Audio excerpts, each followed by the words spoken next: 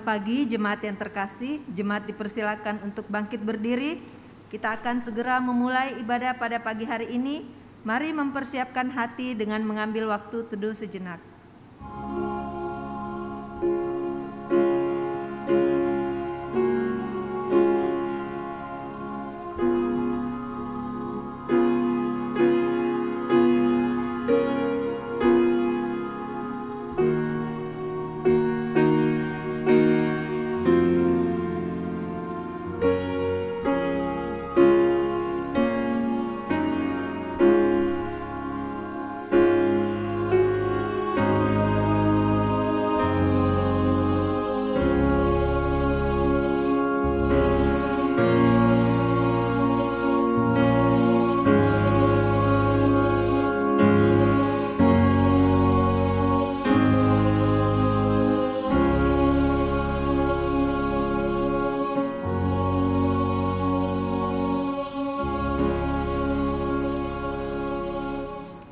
Terima kasih Tuhan buat pagi hari ini kami dapat berkumpul bersama-sama untuk beribadah di rumah-Mu. Kiranya Tuhan, Engkau yang hadir di tengah-tengah ibadah kami ini. Kiranya Tuhan yang memberkati ibadah kami dari awal, pertengahan hingga berakhirnya. Kami serahkan semua ke dalam tangan-Mu. Hanya di dalam nama Tuhan Yesus, Tuhan dan Juru Selamat kami. Amin. Tuhan telah memperkenalkan keselamatan yang daripadanya, telah menyatakan keadilannya di depan mata bangsa-bangsa. Segala ujung bumi telah melihat keselamatan yang daripada Allah kita. Bersorak-soraklah bagi Tuhan, hai seluruh bumi, bergembiralah, bersorak-sorailah dan bermazmurlah. Bersama-sama kita angkat pujian, mulia bagi namanya.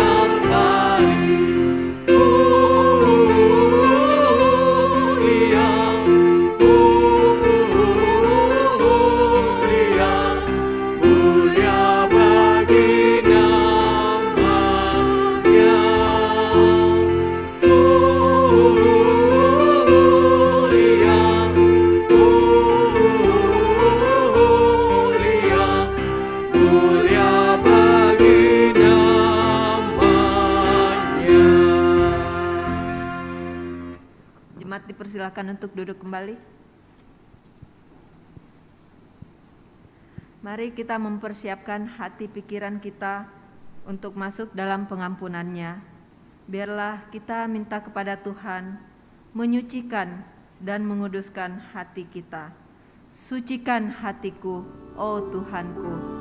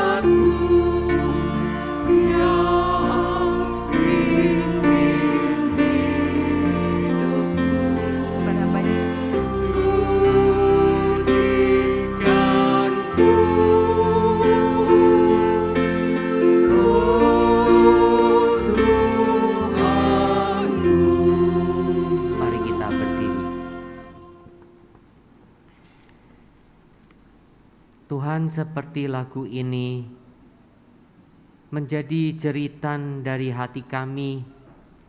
Sucikan kami ya Tuhan, sucikan kami semua dalam ibadah ini. Kami sangat membutuhkan pengampunan Tuhan, karena selama 1 minggu ini kami sadar kami ada melakukan dosa, baik dari hati kami, pikiran kami, bahkan sampai pada perbuatan kami. Tuhan, menghadap hadirat-Mu yang suci itu, bagi kami tidak mungkin menyembunyikan dosa, karena semuanya terlihat dengan jelas di mata Tuhan. Tuhan, lewat Roh-Mu yang kudus, ungkapkanlah itu kepada kami, sehingga kami mau mengakuinya di hadapan Tuhan dengan takut dan gentar, sekaligus dengan tangisan dan kesungguhan pertobatan kami semua. Terima kasih ya Bapa, karena Engkau telah menyediakan pengampunan itu lewat Yesus Kristus yang berkorban bagi kami. Dan di dalam nama inilah kami memohonkan ampun kepadamu. Amin. Saudara, Tuhan telah mengampuni kita sesuai dengan janji yang Dia berikan kepada kita. Demikian, apabila engkau bertobat kepada Yang Maha Kuasa dan merendahkan diri, maka sungguh-sungguh engkau akan bersenang-senang karena Yang Maha Kuasa, dan akan menengadah kepada Allah. Jikalau engkau berdoa kepadanya, Ia akan mengabulkan doamu dan engkau akan membayar nasarmu. Amin.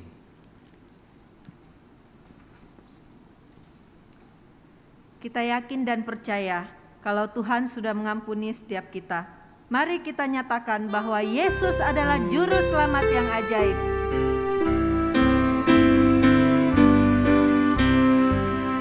Kristus sudah bebaskanku, juru selamat.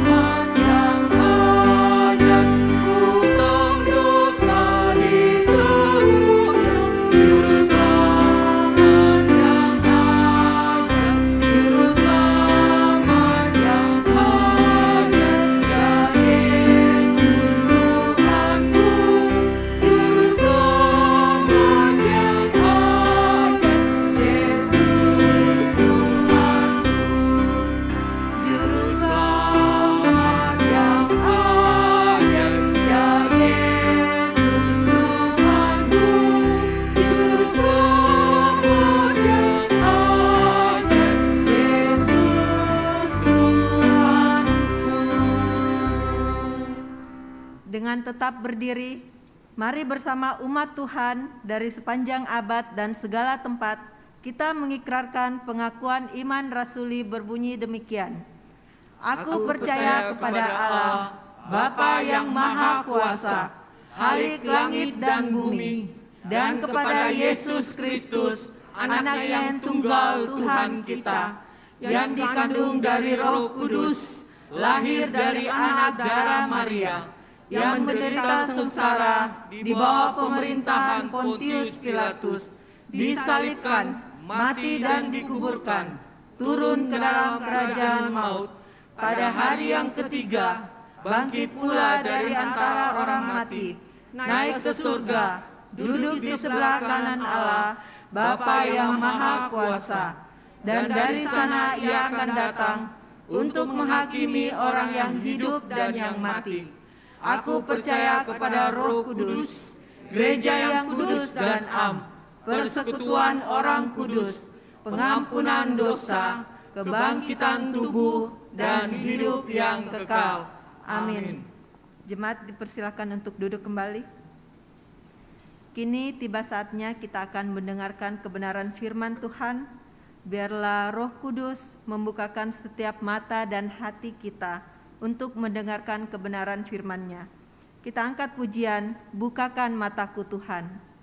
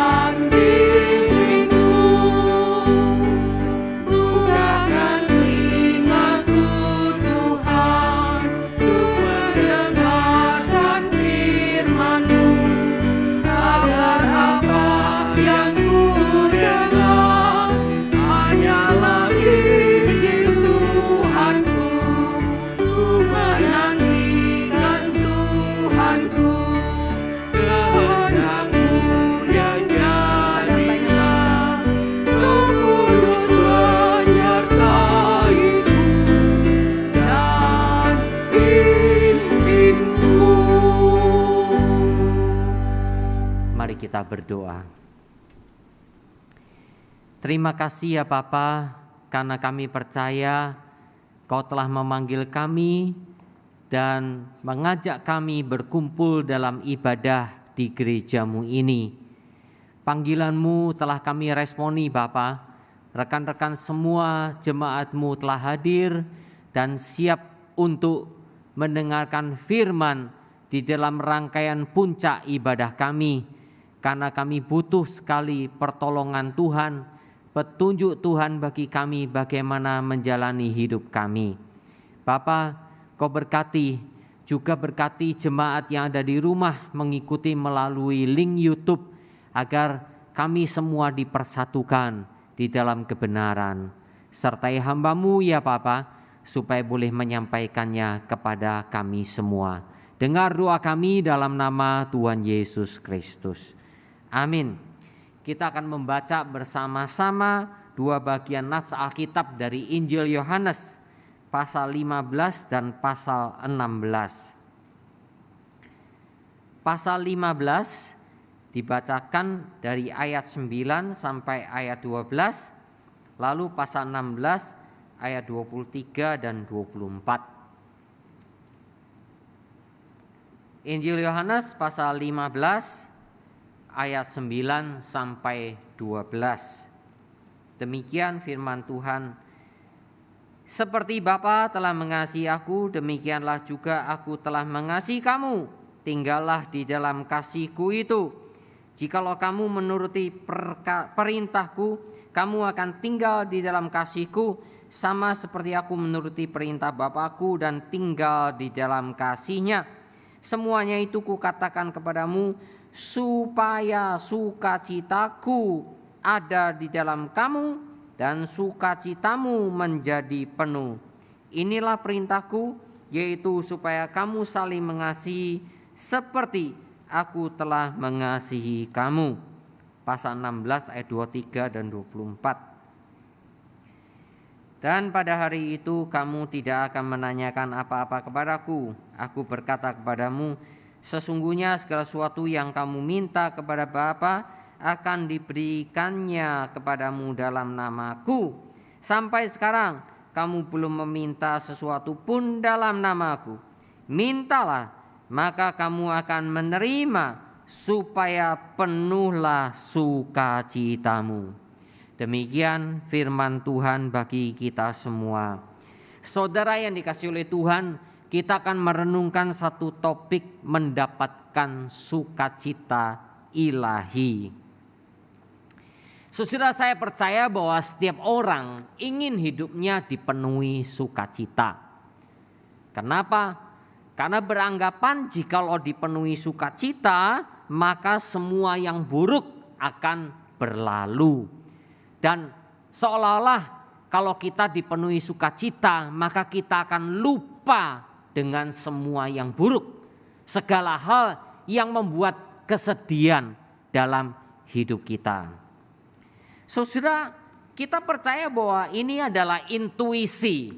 Ya, intuisi kerinduan di dalam hati manusia yang memang sudah Tuhan tanamkan sesuai dengan rancangannya yang kekal dalam ciptaan mula-mula.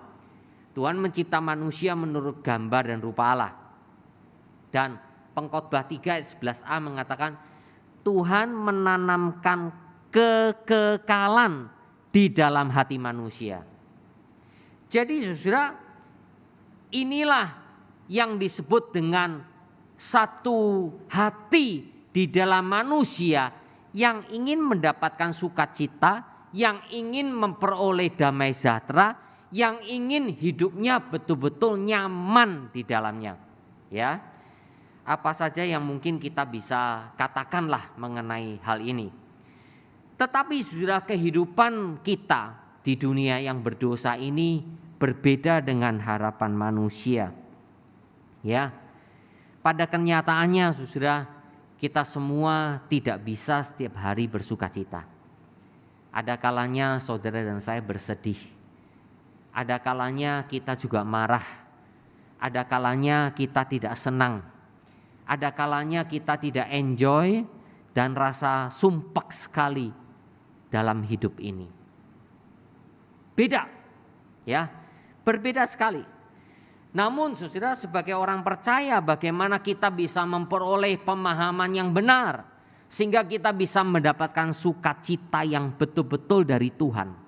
Ya, yang dikatakan oleh Tuhan Yesus, supaya sukacitaku penuh di dalam diri kamu.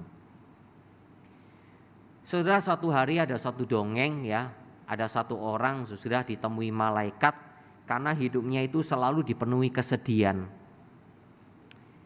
Lalu ditanyain malaikat, apa yang kamu minta akan saya kabulkan. Lalu dia pikir karena penuh kesedihan, penuh kesengsaraan, dia minta sama malaikat itu, kalau gitu malaikat tolong ambil kesedihan di dalam hidup saya. Kau betul minta itu? Ya, ambil itu. Ya, dipikir dengan diambil semua kesedihan, maka dia tidak akan sedih lagi. Tapi malaikat itu mengingatkan dulu, kalau kamu mau diambil semua kesedihan, ada satu hal efeknya, kamu juga tidak akan merasakan sukacita. Kamu tidak akan bisa bersukacita. Wah, dia kaget. Wah, kalau gitu gak jadi deh. Saudara, Tuhan Yesus pada waktu mengatakan di dalam pasal 16 ayat 22, demikian juga kamu sekarang diliputi duka cita, tetapi aku akan melihat kamu lagi dan hatimu akan bergembira, bersukacita. Saudara, kenyataan dalam hidup ini, saudara, kesedihan, duka cita tidak bisa kita tolak. Kalau kita mau mengerti arti sukacita, maka kita harus mengerti juga artinya duka cita, kesedihan.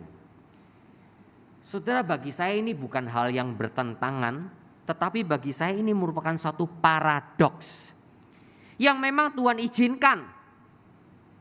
Sebetulnya penciptaan mula-mula dari Tuhan itu manusia di Taman Eden penuh dengan sukacita.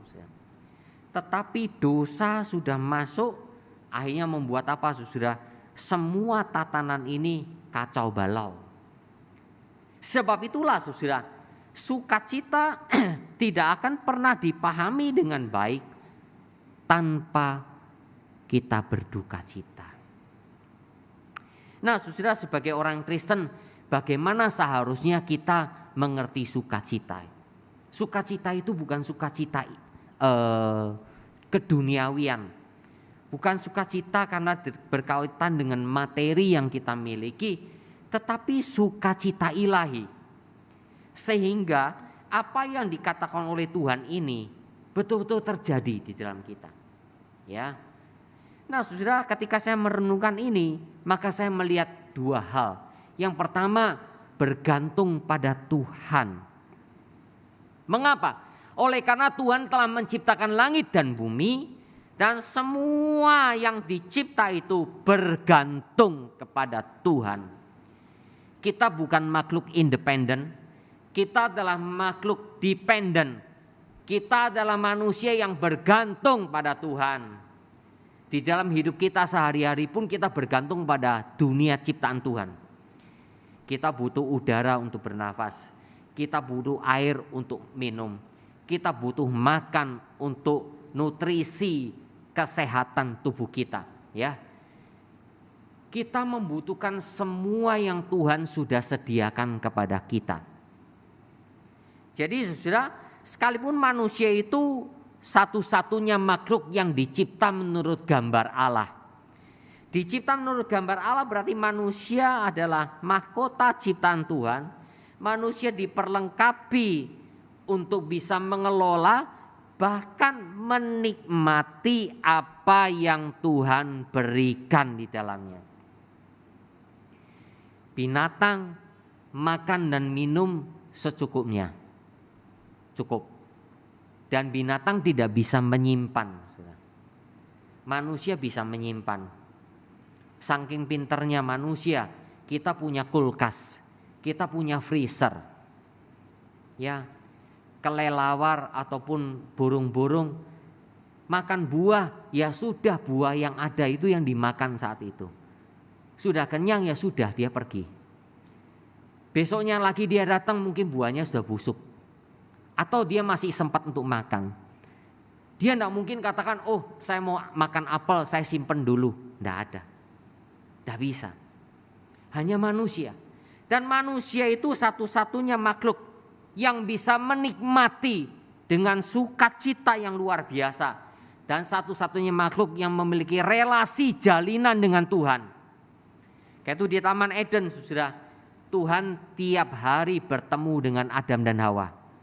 Itu teologi penciptaan mula-mula. Karena itulah ketika Adam dan Hawa berdosa, di sore hari Tuhan datang. Itu merupakan satu kebiasaan tanda petik dari Tuhan. Datang. Adam, di mana engkau? Lalu Adam mendengar suara Tuhan bersembunyi. Padahal sebelumnya Adam selalu bertemu dengan Tuhan. Jadi saudara, manusia adalah satu-satunya makhluk yang bisa berelasi dengan Tuhan. Karena dia dicipta menurut gambar Tuhan. Inilah fasilitas yang saudara dan saya miliki. Terlebih lagi sudah sebagai orang percaya. Nah, ketika dosa masuk ke dalam seluruh ciptaan karena ketidaktaatan Adam dan Hawa, maka menyebabkan kejahatan juga masuk dan terjadi pertentangan antara baik dan jahat lewat buah pengetahuan baik dan jahat yang dimakan oleh Adam dan Hawa. Jadi saudara, kejahatan itu telah merusak, ya. Dosa telah merusak kebaikan. kebaikan yang tidak pada tempatnya, kebaikan yang tidak pada porsinya, itu sudah kejahatan. Kebenaran yang tidak tepat pada dirinya, itu kepalsuan. Kesucian yang sudah menyeleweng, itu namanya dosa. Jadi saudara, dosa itu adalah mengakibatkan segala hal yang baik yang Tuhan ciptakan itu menjadi menyeleweng. Nah saudara, karena itulah dalam kehidupan kita, ini realita. Kita orang Kristen tidak imun, kita orang Kristen tidak kebal bisa dijahatin oleh orang-orang lain. Ya, kita bisa dijahatin, dijailin, dinakalin, bahkan saudara, anak Tuhan bisa dipukul, bisa menderita, bisa dihantam, bisa mati karena kejahatan orang lain. Ini kenyataan. Seperti halnya nabi-nabi di Perjanjian Lama dan rasul-rasul di Perjanjian Baru serta murid-murid Tuhan. Mereka mengikut Tuhan, mereka bisa dianiaya oleh orang-orang yang tidak percaya pada Tuhan. Mereka memperlakukan segala yang jahat dengan tuduhan-tuduhan fitnah-fitnah yang tidak pada tempatnya, yang sebetulnya tidak dilakukan oleh orang percaya. Tapi mengapa orang Kristen bisa tetap bersukacita dalam hidupnya? Karena ada sukacita ilahi. Orang Kristen bukannya akhirnya nuntut, perlakukan dong dengan adil. Saudara, pada waktu itu tidak demikian. Karena kekristenan tidak punya kuasa, tidak punya otoritas, tidak punya koneksi dengan pejabat-pejabat tinggi pada waktu itu. Orang Kristen kebanyakan kaum biasa, rakyat jelata, kaum awam yang tidak punya hubungan dengan orang-orang yang punya kedudukan di pemerintahan. Karena itu orang Kristen selalu ditindas. Sehingga saudara, hidup kita bisa dijahatin oleh orang lain. Tapi saudara, Tuhan mengatakan balaslah kejahatan dengan kebaikan. Disitulah saudara mengerti arti sukacita ilahi. Jangan sampai orang Kristen berbuat jahat. Wah, itu kacau itu. Ya. Jangan sampai kita orang Kristen berbuat jahat kepada orang lain. Apalagi kepada orang yang belum percaya Tuhan. Itu celakalah kita. Saudaraku yang kasih oleh Tuhan, karena itulah apa yang ada di dunia ini tidak bisa memberi sukacita sejati kepada kita. Kecuali Tuhan yang memberikannya kepada kita. Mohon Tuhan, limpahkan sukacitamu di dalam diriku. Saudara, dalam dunia ini sebetulnya ada beberapa pandangan ya yang telah dicetuskan oleh ajaran-ajaran filsafat di dunia ini. Ya, yang pertama menganggap bahwa materi itu jahat. Nah, ini pandangannya banyak sekali. Di zaman Yunani juga begitu. Materi itu jahat, materi itu jahat. Nah, ada sebagian orang-orang yang punya kepercayaan agama tertentu, karena menganggap materi ini jahat, maka dia mencoba hidup untuk apa? Ya, tubuh ini juga jahat, materi. Sebab itu dia menyiksa tubuh. Pikirnya dengan menyiksa tubuh, mungkin dengan bertapa, tidak makan sampai sekian lama. Pikirnya terus-menerus memanjatkan permohonan kepada yang maha kuasa di atas. Mengabaikan lapar, mengabaikan haus, pokoknya menyiksa diri. Dipikir dari situ dia bisa mendapatkan sukacita. Dia bisa mendapatkan damai sejahtera. Ya. Nah, paham ini saudara masih terus dilakukan sampai hari ini oleh orang-orang yang punya kepercayaan itu. Tapi ada paham yang kedua, ya, yang kebanyakan hari ini manusia secara umum mengikutinya. Paham materialisme, paham konsumerisme, paham hedonisme. Ya. Saudara, di dunia yang sekarang mencapai masa-masa yang semua fasilitas begitu baik, ya. Segala hal bisa kita nikmati. Termasuk orang Kristen juga bisa ikut di dalamnya. Kita pikir nikmati, ini namanya sukacita, ini namanya sukacita. Materialisme, konsumerisme, hedonisme, dan sebagainya. Saudara, tapi saya mau bertanya kepada kita. Kita berpikir mungkin dengan kita mendapatkan uang yang berlebih-lebih, apakah saudara akan dapat sukacita? Justru mungkin saudara akan khawatir. Uangnya saya mau taruh di mana ya? Ya. Lalu ketika terjadi penipuan-penipuan, misalnya, di bank kan pasti aman. Tapi ternyata orang-orang yang menyimpan uang di bank juga ada juga yang terkena dampaknya, ya. Itu bisa juga ya menjadi khawatir. Contoh yang paling jelas apa yang diceritakan oleh Tuhan Yesus mengenai orang kaya yang berpikir, "Hai jiwaku, ada padamu banyak makanan di lumbung, banyak tersimpan makanan, bisa berhari-hari, tidak perlu khawatir." Lalu Tuhan katakan, "Hai engkau orang bodoh, jikalau hari ini nyawamu diambil daripadamu, untuk siapakah itu semua?" Saudara yang dikasih oleh Tuhan, jangan kita berpikir bahwa hal materi itu bisa memuaskan kita.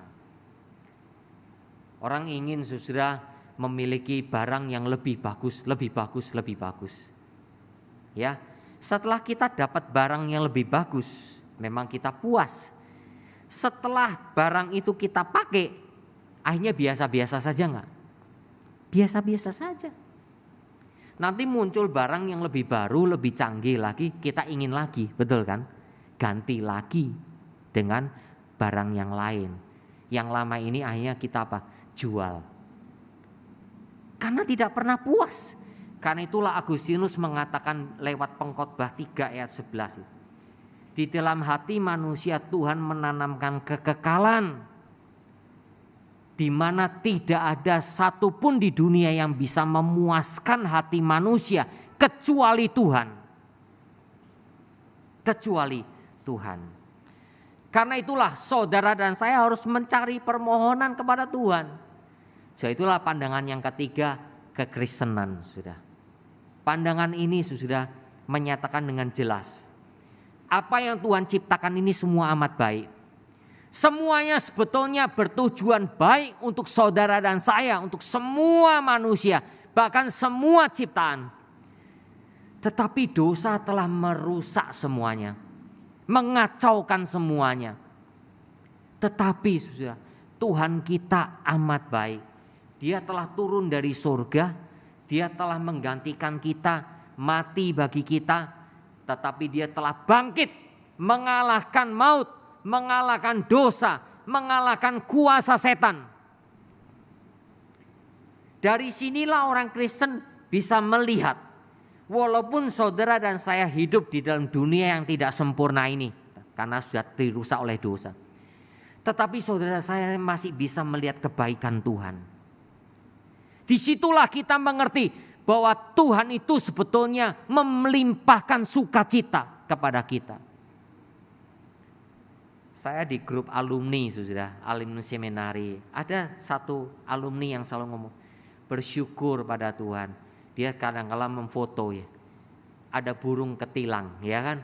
Burung di pagi hari sudah ada di dekat halaman rumahnya, mulai berkicau. Kicauan burung itu ya pasti gitu-gitu sajalah. Tapi dia bisa menikmati sukacita. Ya, kadang-kala saudara, kita ini hidup di kota ini, kicauan burung jarang kita dengar, ya kan? Tapi pagi-pagi kita seringkali dikasih yang lain, suara sepeda motor, wung, gitu. Kadang-kala diganti dengan klakson sepeda motor, kadang-kala ditambah lagi dengan sari roti, roti, sari roti gitu. Ya. Saudara, sehingga kita jarang mendengarkan suara-suara burung itu. Saya ingat ketika saya praktek 1 tahun di Papua, karena walaupun di kota Sorong, tapi kotanya tidak seperti kota di Jawa, saudara. Itu masih banyak yang alami. Saya bisa mendengar suara burung di pagi hari, indah sekali, ya, indah sekali, ya. Tapi orang di kota untuk menggantikannya apa? Pelihara burung, ya kan? Untuk menggantikannya pelihara burung. Nanti burungnya ditaruh di kamar saudara supaya dengar kicauan burung. Tapi orang semakin canggih sudah. Jangan pakai burung asli lah, enggak usah lah. Mungkin peliharanya mahal. Pakai apa? HP. Bunyi belnya pakai suara burung. Gitu. Tapi saudara, itu semua tidak alami. Itu semua adalah hasil rekayasa dari mesin. Ya. Sebetulnya yang alami yang Tuhan berikan luar biasa indahnya. Walaupun burung itu berkicaunya begitu, tetapi kadang-kadang ada variasi-variasi yang burung itu lakukan. Itulah yang membuat keindahan yang luar biasa. Ya. Jadi saudara yang kasih oleh Tuhan, kekristenan itu luar biasa sekali. Karena apa? Kembali lagi kepada apa yang pada dasarnya Tuhan telah letakkan di dalamnya. Ya, Tuhan telah letakkan di dalamnya. Jadi saudara, tidak ada kata lain. Bergantung pada Tuhan. Dan yang kedua, menaati perintah Tuhan. Seorang filsuf yang terkenal yang bernama C.S. Lewis dari Inggris pernah berkata demikian, sukacita tidak pernah ada di dalam kekuatan dan kesenangan kita. Maksudnya dia itu sukacita ilahi, ya. Sukacita ilahi tidak pernah ada di dalam genggaman kita, istilahnya. Semaunya kita, mengikuti keinginan kita, tidak. Kalau mengikuti keinginan kita itu bukan sukacita ilahi. Itu apa? Maunya dewek, maunya sendiri. Ya. Jadi saudara, sukacita yang Tuhan limpahkan, ya, itu dikaitkan dengan ketaatan kita kepada perintah Tuhan. Jelas itu. Injil Yohanes pasal 15 dan pasal 16 itu jelas. Supaya penuhlah sukacitaku jikalau kamu saling mengasihi. Seperti Bapa mengasihi aku dan aku mengasihi Bapa. Hendaklah kalian saling mengasihi. Misalnya contohnya saling mengasihi. Saudara, kalau kita bisa saling mengasihi sebagai sesama Kristen, indah sekali. Saudara, murid-murid ketika mereka saling gontok-gontokan, saling tanya siapa yang lebih besar. Mereka akhirnya apa? Cari popularitas. Tapi yang Tuhan contohkan, hendaklah engkau saling mengasihi. Dengan saling mengasihi maka akan saling menghormati. Tidak cari kesalahan orang. Tidak cari kelemahan orang. Jangan anggap diri kita itu sempurna. Saudara, kalau kita anggap diri kita sempurna, Tuhan Yesus Kristus tidak datang menebus dosa kita. Karena kita orang berdosa, kita penuh kelemahan. Disitulah Tuhan Yesus datang menebus kita. Dan satu-satunya untuk menutup kekurangan-kekurangan kita adalah saling mengasihi. Karena itu Rasul Paulus katakan apa? Kasih itu menutupi banyak dosa. Termasuk Rasul Yohanes ngomong itu. Kasih itu tidak memikirkan orang kesalahan orang, tetapi kasih itu betul-betul mengungkapkan ya kasih, menghargai orang lain. Itu kasih.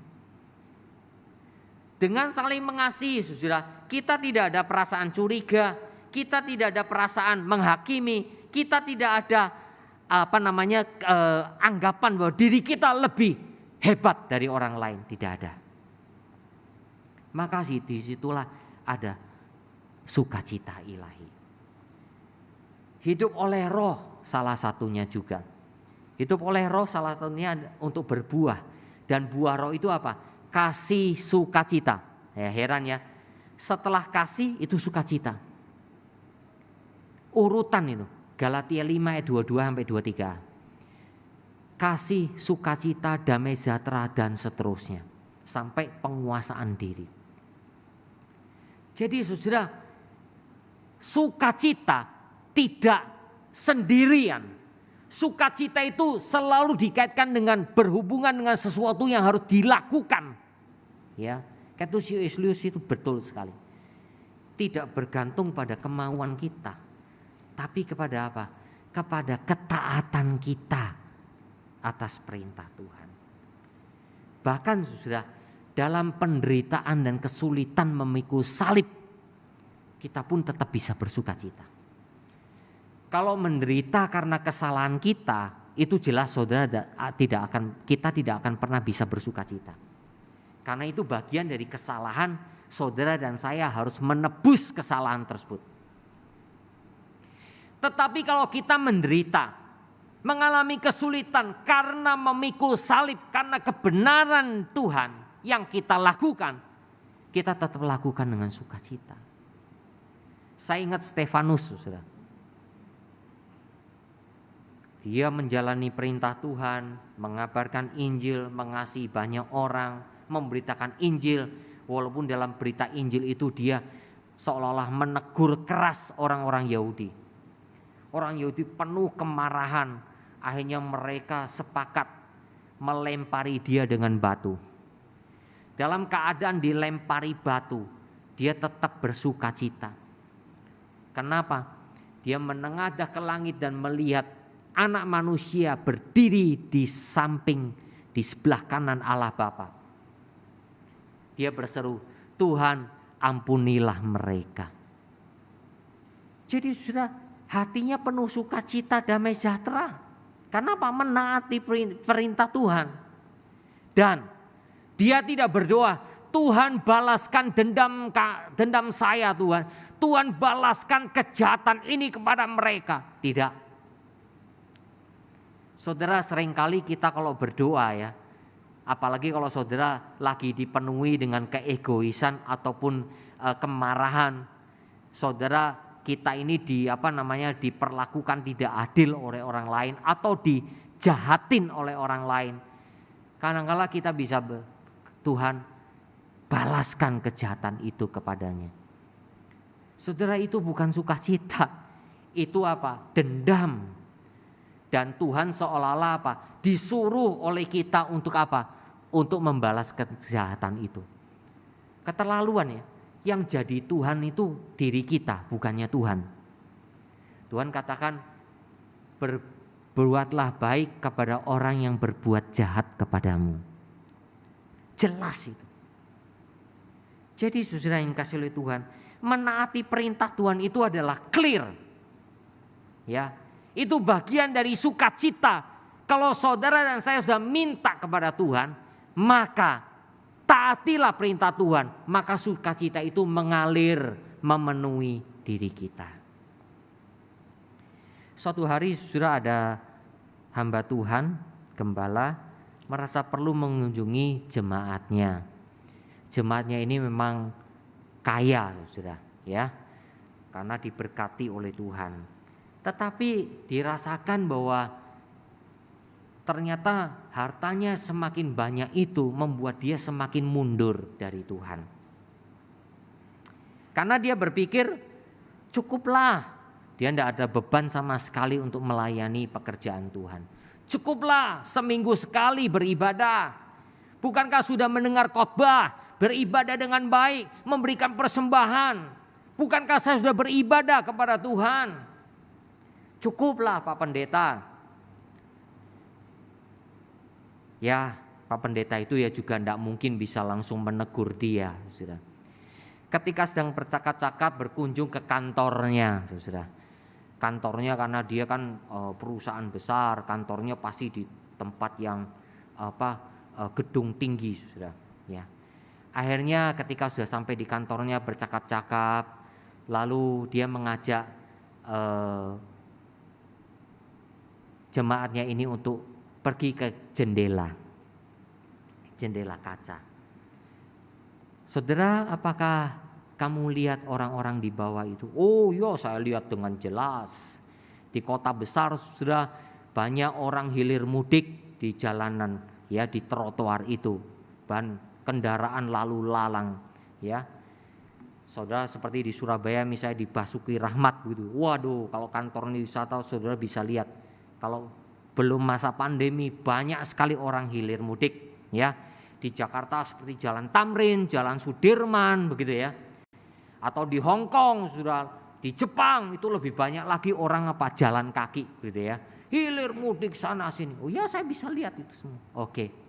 Baiklah, bersyukur pada Tuhan matanya masih jernih ya. Lalu bincang-bincang ajak ke ruang tengah sudah. Wah, tempat kantornya orang kaya ini pasti semuanya serba wah sudah. Dan pasti ada juga apa? Cermin. Dihadapkanlah ke cermin tersebut. Apa yang kamu lihat saudaraku? Ya diri saya dan juga Pak Pendeta, ya, karena pendetanya di sampingnya. Betul sekali, betul sekali, baik sekali penglihatanmu. Tapi saudaraku, tahukah apa yang membedakan antara jendela kaca dengan cermin ini? Sama-sama terbuat dari kaca. Tetapi sudah, mengapa bisa berbeda hasilnya? Karena kaca jendela tersebut sudah betul-betul murni kaca dan tidak ditutupi oleh hal apapun. Sehingga engkau bisa melihat dengan jernih di luar sana. Engkau bisa menembus di luar sana. Engkau melihat apa saja yang bisa dilihat oleh matamu. Tetapi cermin ini terbuat dari kaca. Namun di balik cermin itu ditutup oleh kertas perak. Kertas perak itulah yang membuat kamu tidak bisa menembus keluar. Kertas perak itulah yang justru mencerminkan siapa dirimu. Dan kau hanya bisa melihat dirimu saja.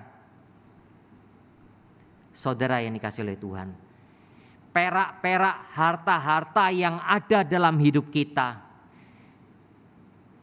bisa saja menutup hati nurani kita hanya untuk melihat diri sendiri, dan kita tidak bisa melihat orang lain.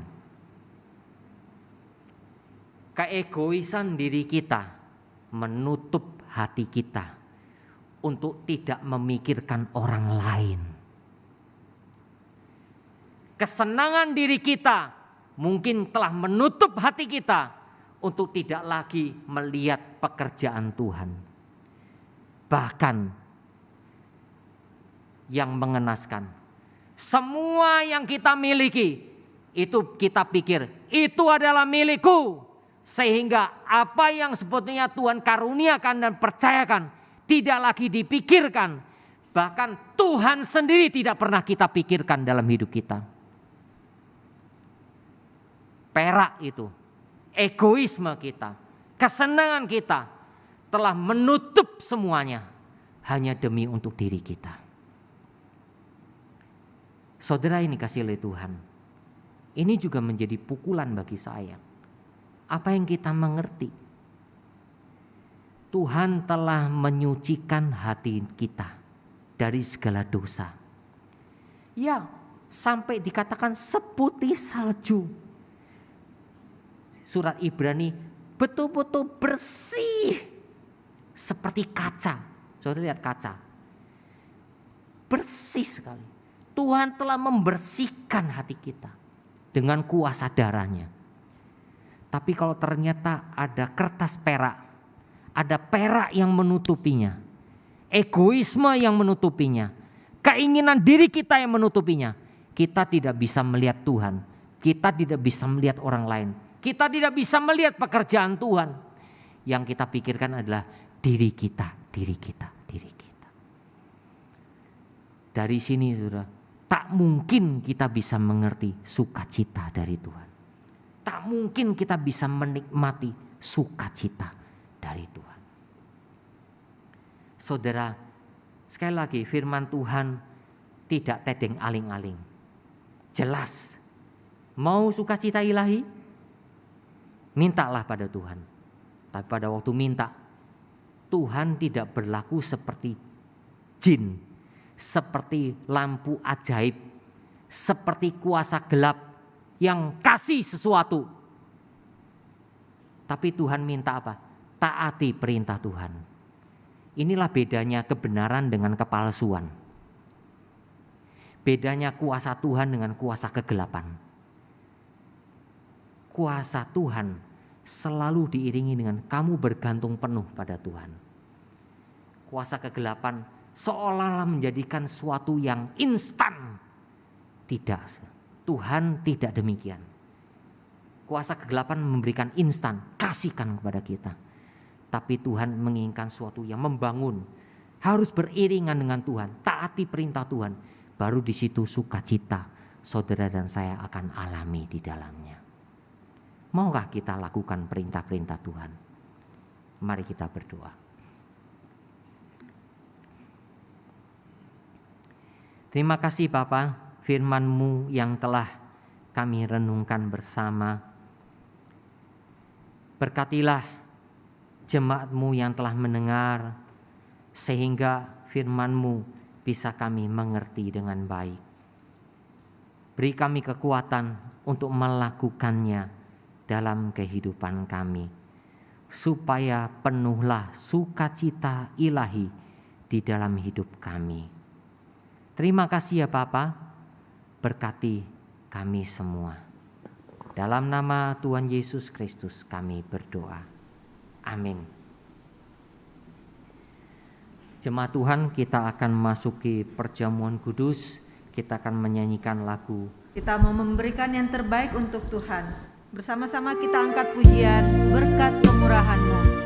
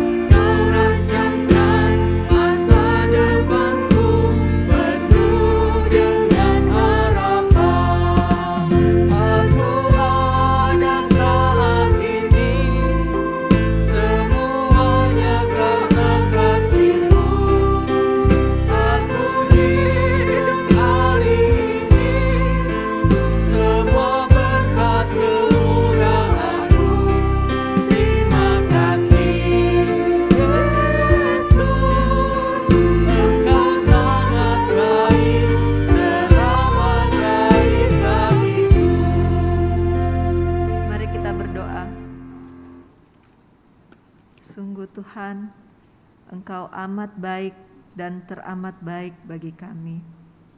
Tuhan, kami telah mendengarkan kebenaran firman-Mu. Kami juga dapat bersama-sama untuk mengikuti perjamuan kudus-Mu Tuhan. Dan sekarang kami telah memberikan persembahan. Kiranya persembahan ini Tuhan dapat dipakai untuk memperluas kerajaan-Mu di tempat ini. Tuhan, kiranya Engkau juga yang memberkati buat setiap tangan-tangan yang sudah memberi. Kiranya Tuhan yang memberkati baik dalam usaha pekerjaan jemaat-Mu di tempat ini.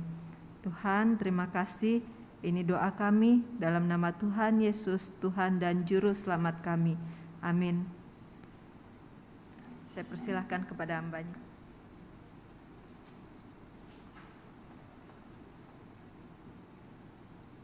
Saudara yang dikasihi Tuhan, selamat datang, selamat beribadah bersama-sama bersyukur, baik saudara yang ada di tempat maupun juga yang mengikutinya secara online. Yang ada di tempat, apakah ada yang baru pertama kali datang, saudara, untuk bisa angkat tangan, kami bisa kenal saudara. Ya, bersyukur ya, ada saudara kita ya, selamat datang ya. Kalau tinggal di Surabaya dan bisa beribadah dengan kami dengan gembira. Kalau dengar dari luar kota, ya tetap selamat datang. Kalau ada kesempatan ke Surabaya, biarlah bisa beribadah dengan kami ya. Bersyukur pada Tuhan. Saudara, diingatkan bahwa hari Sabtu ini kita akan ada seminar iman Kristen mengenai membangun hubungan suami istri bersama Tuhan. Pendeta Nyoman Widiantara akan menyampaikan seminar ini jam 7 malam. Memang juga bisa diikuti lewat YouTube juga ya. Kemudian saudara, selain itu Parents Day minggu depan akan kita peringati bersama-sama dalam kebaktian umum pertama dan kedua. Ya, akan dilayani oleh sekolah minggu dan remaja. Dan biarlah lewat Parents Day kita anak-anak bersyukur untuk orang tua, dari mana keluarga yang boleh menaungi mereka. Tapi dalam Parents Day kita juga bersyukur untuk kita orang tua yang diingatkan untuk menjalankan kewajiban kita dengan baik. Ya, saudara yang kasih oleh Tuhan, saya ada berita tambahan saja. Diingatkan bahwa parkir gereja kita itu sangat terbatas. Memohon kepada jemaat yang menggunakan alat transportasi, baik sepeda motor ataupun mobil, tolong jangan melawan arus, melawan arah. Misalnya dari Jalan Raya Dharma-Husada Indah Raya. Gereja kita bukan di Hook, walaupun dekat Hook, tapi tolong jangan potong, sudah. Ya, karena kalau ternyata terjadi kecelakaan itu tidak baik ya semuanya. Apalagi mobil ya, mobil motong di situ, ada mobil itu nanti urusannya nanti panjang ya, dan kesaksian gereja kita menjadi tidak baik ya. Kemudian parkir pun tolong mengingat kembali akan orang-orang di sekitar kita, masyarakat, apalagi rumah-rumah yang ada. Jangan parkir di depan pintu ya, pintu mereka untuk masuk keluar mobil ya. Juga diingatkan untuk tidak parkir berjejer, akhirnya cuma tinggal satu mobil yang bisa lewat ya. Mohon kerjasamanya. Memang saudara, kalau saudara datangnya memang lebih lambat saudara, sehingga otomatis parkirnya akan lebih jauh, itu pasti ya. Itu terjadi di mana-mana. Seperti kalau kita ada gedung parkir, kita datang terlambat ya, parkir gedungnya mungkin bisa sampai ke lantai 7, ke lantai 8 gitu ya. Karena lantai yang lebih rendah pasti akan diisi lebih dahulu oleh mereka yang datang lebih dulu ya. Jadi mohon kerjasamanya supaya kita juga dipandang enak oleh masyarakat sekitar kita ya. Itu saja yang perlu saya umumkan. Kiranya Tuhan memberkati kita. Mari kita bangkit berdiri, kita masuk dalam doa syafaat. Bapa, kami bersyukur kami boleh berdoa bersama Tuhan. Hari ini tanggal 1 Mei adalah peringatan sebagai Hari Buruh Internasional, dan di Indonesia pun diperingati sebagai Hari Buruh. Tuhan, tolonglah organisasi-organisasi buruh yang ada di Indonesia. Engkau tolong Bapa setiap organisasi buruh itu menjalankan tugas kewajibannya dengan baik, mengkoordinir buruh-buruh yang ada, memiliki pandangan-pandangan yang baik, positif dan membangun. Bukan sekedar ya Bapak untuk demo-demo yang tidak membangun, tapi biarlah demo yang dilakukan pun bersifat konstruktif, bukannya destruktif. Tuhan, kami percaya berikan kepada pengurus-pengurus organisasi buruh hikmat bijaksana, bisa mengkoordinasi buruh-buruh yang ada di Indonesia di berbagai kota, sehingga ya Bapa bisa juga menyejahterakan buruh yang ada. Kami mau berdoa untuk Yayasan IPK yang membawahi mengelola sekolah-sekolah IPK dari TK bahkan playgroup sampai SMA. Sertailah Bapa supaya IPK tetap bisa menjalankan tugas tanggung jawabnya dalam bidang pendidikan, dan pendidikan yang diberikan kepada para murid, pada anak didik betul-betul membangun kerohanian selain juga mental dan attitude, karakter yang baik pada anak-anak didik, sehingga lulusan-lulusan IPK akan dikenal sebagai orang-orang yang berintegritas di dalamnya. Berdoa menyerahkan juga staf Sinode GKI Bapak dalam tugas tanggung jawab untuk memberikan dukungan kepada tugas pekerjaan majelis sinode. Pimpinlah para staf untuk menjalankan tugas-tugas mereka dengan penuh sukacita dan melaksanakannya dengan baik dan benar. Terima kasih ya Bapak, Engkau telah mendengar seluruh doa kami yang kami panjatkan dalam nama Tuhan Yesus Kristus. Amin. Doksologi.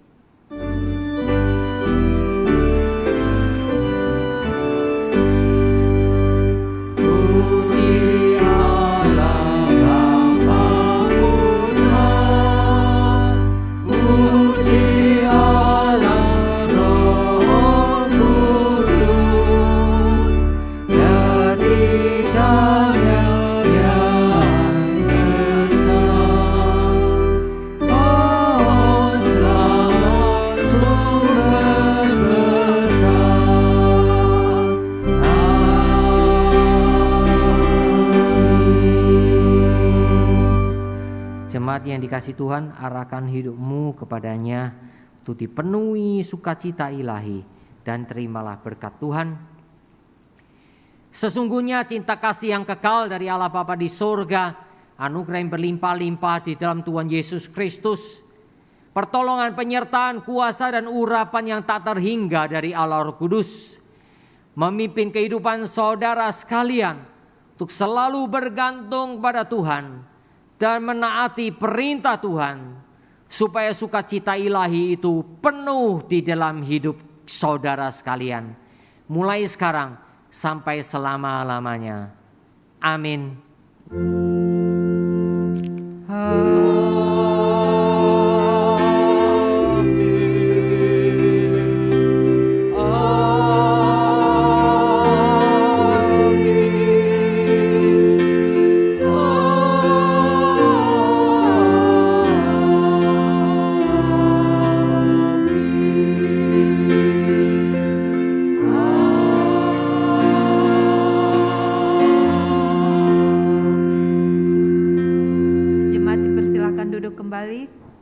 Saat teduh ibadah selesai, selamat hari Minggu, Tuhan Yesus memberkati.